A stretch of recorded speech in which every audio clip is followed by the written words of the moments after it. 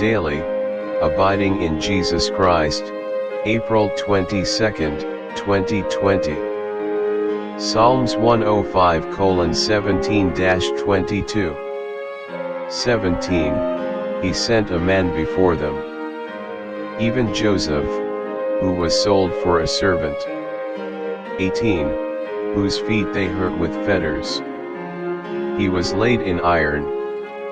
19. Until the time that his word came. The word of the Lord tried him.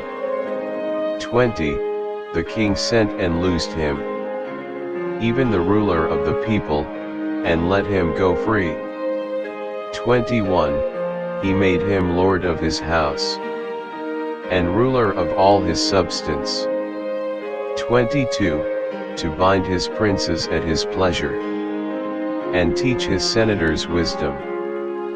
Quotation from the Spirit of Prophecy. From the dungeon Joseph was exalted to be ruler over all the land of Egypt.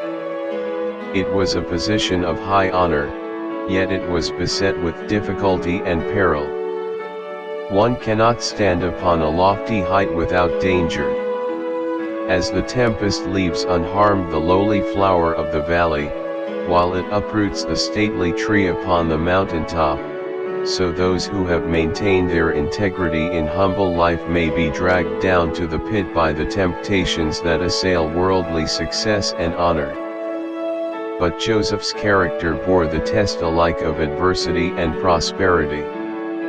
The same fidelity to God was manifest when he stood in the palace of the pharaohs as when in a prisoner's cell. Through Joseph the attention of the king and great men of Egypt was directed to the true God, and though they adhered to their idolatry, they learned to respect the principles revealed in the life and character of the worshipper of Jehovah. How was Joseph enabled to make such a record of firmness of character, uprightness, and wisdom? In his early years he had consulted duty rather than inclination, and the integrity, the simple trust, the noble nature, of the youth bore fruit in the deeds of the man. A pure and simple life had favored the vigorous development of both physical and intellectual powers.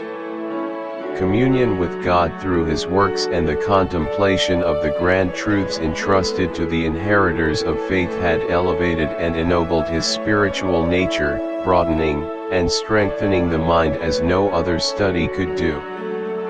Faithful attention to duty in every station, from the lowliest to the most exalted, had been training every power for its highest service. Ellen G. White, Patriarchs and Prophets, page 222.